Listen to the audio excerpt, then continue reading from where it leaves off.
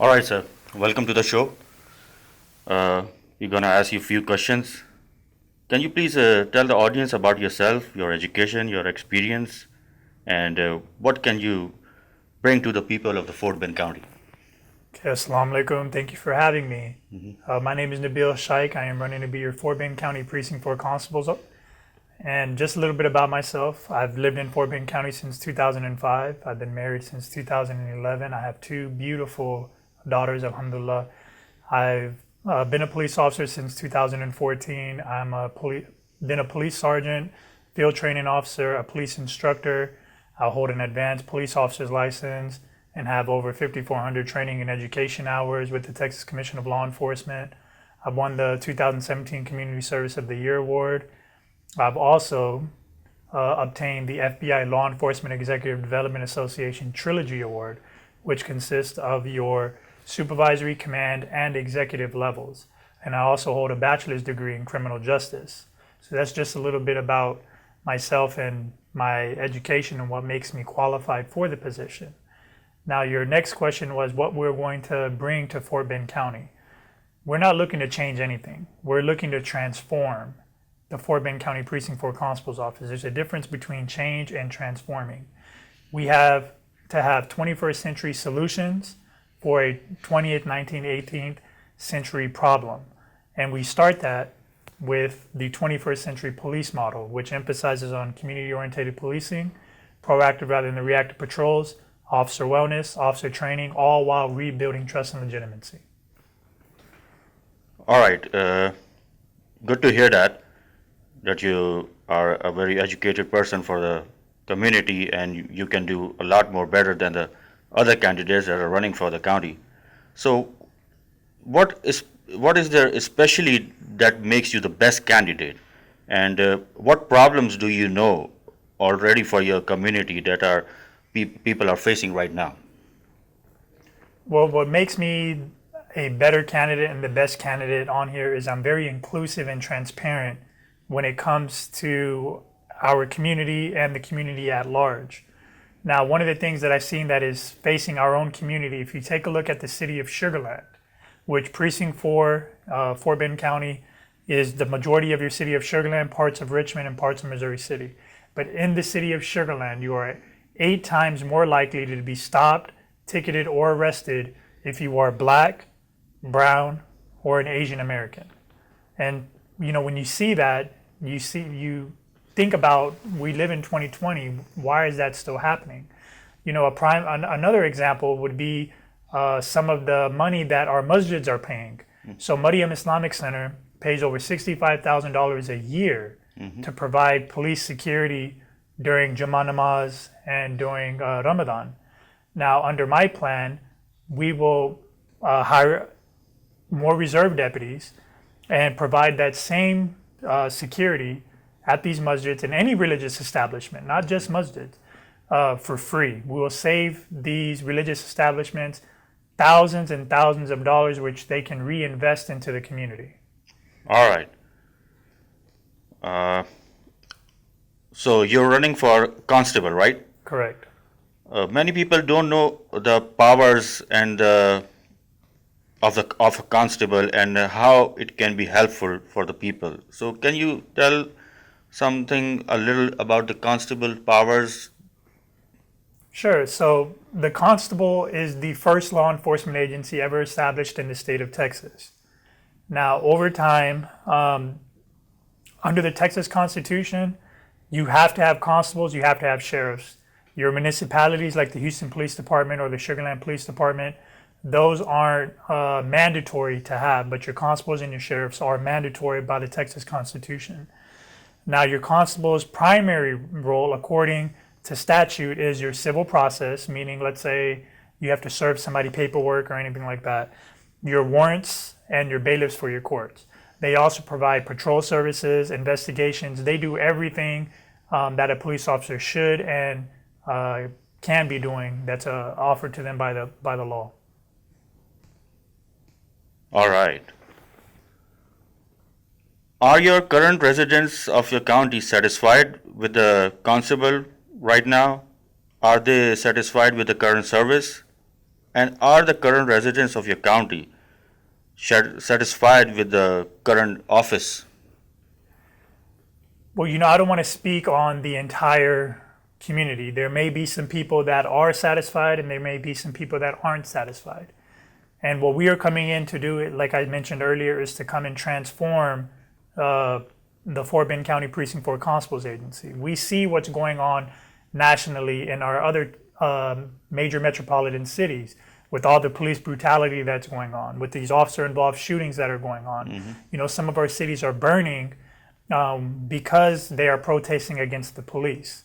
And in order for us to prevent that here in Fort Bend County, you have to have fresh, innovative, progressive ideas and willing to transform to understand what the community actually needs to prevent these things from happening in Fort Bend County. All right. Also, we heard that the 911 facility was taken away from the law enforcement officers. What about that? What was that? So in Fort Bend County, the current sheriff came out with a policy to take the ability for the constables to respond to 911 calls. So a prime example would be, let's say you have your house broken into and there's a constable deputy that is 3 or 4 houses away from where the crime is occurring. It doesn't matter who responds to that house as long as they're able to provide that protection and serve you. But what the sheriff's office did under Troy Nels, who's the current sheriff, what he did was he actually took away that authority or attempted to take away that authority from the constables. And that is a disservice to the community. And that's why this election is very important, to elect guys like Eric Fagan as your next sheriff, who will rescind that order to provide better service to all of Fort Bend County. So, all right. So, what can you tell us about that? How can we current the lag of 911 and delayed officer dispatch, and how can we bring back the 911? So first, it starts by having the sheriff that is going to rescind that order. That's why it's extremely important to help elect Eric Fagan as our next sheriff, and have a working relationship with your constables agencies and your sheriff's department and your other municipalities, your city of Sugarland, Richmond, Rosenberg, and I'm talking about Fort Bend as a whole. Mm-hmm. So you have good working relationships with these other police agencies, and again, it all starts by getting out there and voting. All right.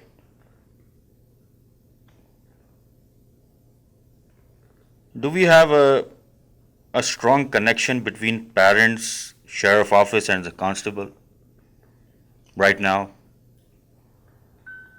I think it could be better. Mm-hmm. I think we need to be more inclusive and transparent when it comes to our community members and our local police departments, your constables and your sheriff's department.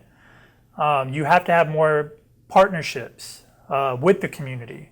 And that's part of our 21st century police model. Everything is based around community-oriented policing, true community-oriented policing.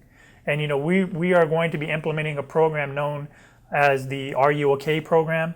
What that program does is that emphasizes on our senior citizens, where we will contact them on a daily basis and check on their welfare. And if we're not able to get a hold of them, we send a deputy out there to come check on them. We also plan to implement a citizens review board, where we have parents and potentially high school students from different ethnicities, different backgrounds, different religions, professions, socioeconomic backgrounds, that are all part of a board. So when we have complaints against our deputies, when we have use of force investigations, when we have policy changes, we sit down with those community leaders collectively and decide what we are going to do. All right. We have seen you've been working for the minority community during COVID-19. How was your experience?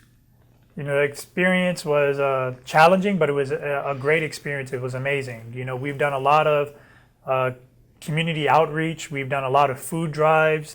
We've done drives to get basic essentials like your hand sanitizers, your masks, your gloves, and we won't stop. That's being a public servant, that's exactly what you are. You are there to serve the public, and in any capacity. I remember during Hurricane Harvey, that was a challenge. It was something that I faced for the first time, and having to go out and rescue people that needed the rescuing. Their houses were completely flooded, and you have two-story homes that the water has elevated almost to the second story of their home, and they're standing on top of their roof, and we're coming with boats to come help rescue them, to bring them to safety. And so that's what we really need to have with your local law enforcement agencies. They're not there for political reasons, they're there to serve the public.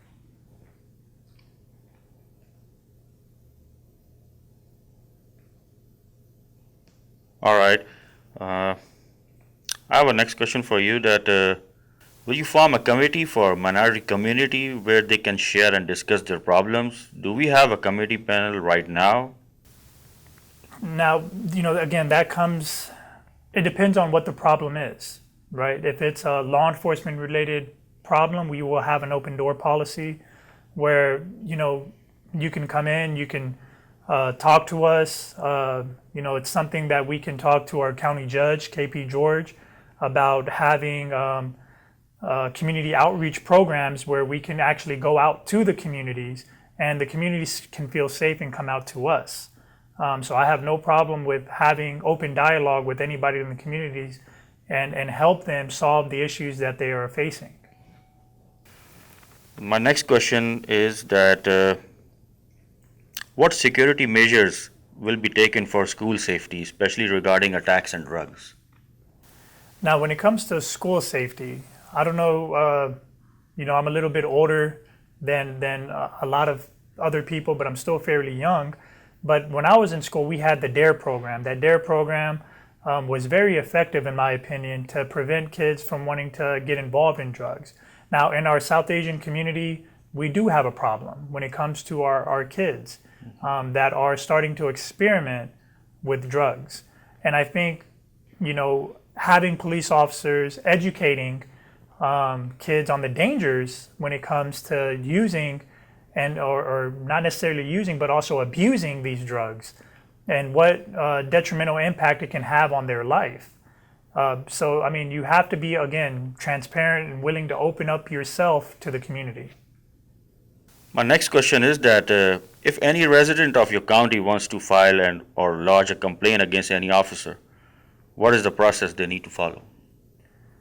Well, so one of the process is pretty simple. What they will do is they will come in, or we can have something online where they can file a complaint against one of those deputies. And when they file those complaints against one of those deputies, they would have to sign it, get it notarized, and that complaint will be sent to either a supervisor, depending on the type of complaint it is, either to a supervisor or to our internal affairs investigators. And that's where our Citizens Review Board comes in. So any complaint that is lodged will have multiple eyes looking at it. It will have from our police agency, and then that Citizens Review Board, and we sit together to determine the outcome. I'm also big on arbitration, and what arbitration is let's say one of our deputies mistreats you on a traffic stop. What arbitration is you take that individual who filed the complaint, you take that deputy, we sit them in a room together, we go over everything that's happened collectively, and figure out together, okay, hey, this is what our deputy did wrong, this is what's going to happen, and this is what we need to do to ensure that this doesn't happen again. And I think that's great in building relationships with your community. And do you support ammunition and carrying a gun? Should there be any age limit for ammunition and gun license? When it comes to your guns, your law enforcement officials are there to enforce the laws of the state of Texas and our Constitution. Your Second Amendment right is you do have the right to bear arms. So we won't be infringing on your right to bear arms. So when it comes to firearms, I think there should be some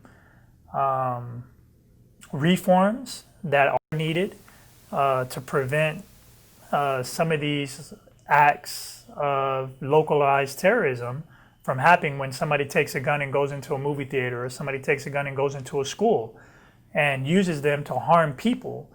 I think there should be more psychological evaluations done on individuals to make sure that they are psychologically ready to be able to carry a gun. But again, that's not up to the constables, that's not up to your local law enforcement agencies, that is up to your state legislator and your congressman. My next question is very important for the business community of your county after you win, and you're definitely going to serve them. So, what are the safety issues and concerns right now, and what can you bring something special for the business community? So we talk about safety issues when it comes to our business community. Right now, what we can do is we can actually set up their alarm systems at those businesses to a point where our constables agencies are the ones who are responding to those alarms. You know, our constables agencies, compared to your sheriff's office, instead of, you know, somebody taking 5 to 10 minutes to come and respond, about 10 minutes, you're cutting that time down to about 5 minutes. So you have faster, quicker response time. And then our deputies going into our businesses and you getting to know the deputies that are patrolling those areas. Now, something that we do plan to do, and I've actually started doing it, is promoting our Pakistani and Indian businesses now. And what we can start doing is actually start promoting them on a weekly basis, where we go into a restaurant and we highlight one of our South Asian businesses, whether it's a restaurant or it's let's say an auto mechanic shop or a doctor's office or a dentist. The different businesses that we have from our South Asian community, from our Pakistani or Bengali or Afghani or Indian communities, and we highlight them so people know to come and spend money with their own, and come spend money to help promote your local businesses and promote your own people. So that's something that we have started already doing, and we're going to continue to do after I win this election. All right. Would you like to share any special message to the Pakistani, Indian, Bengal, Afghan, Nepal, and other DESI community? Sure. So, you know, my family immigrated here in the 1960s from Pakistan. We are looking to be the very first DESI, the very first Muslim, the very first Pakistani to ever be elected as your constable or sheriff in the history of the United States of America. So we can make history today, on Tuesday, November 3rd, by electing myself as your next constable. I think it's very important. We see a lot of the Islamophobia and the bigotry and the hate that's going on when it's dealing with our South Asian community. So why not have somebody there that understands you, that understands your language, that understands the culture, and that can be that gap to prevent us from being targeted by the police, that can be that gap that prevents us from being targeted from other groups. So I think it's extremely important. The constable is a very powerful position here in Texas, and I look forward to serving you as your next constable. And please come out November 3rd. Polls are going to be open from 7 a.m. to 7 p.m. This is the most historic election of our lifetime. Fort Bend County has already broken records. We've seen an amazing amount of voter turnout already, and we're just going to continue to get the vote out. All right, sir. Thank you so much for your time. We hope the best for you, and you serve our community. Let's see what happens. All right. Thank you, and God bless you.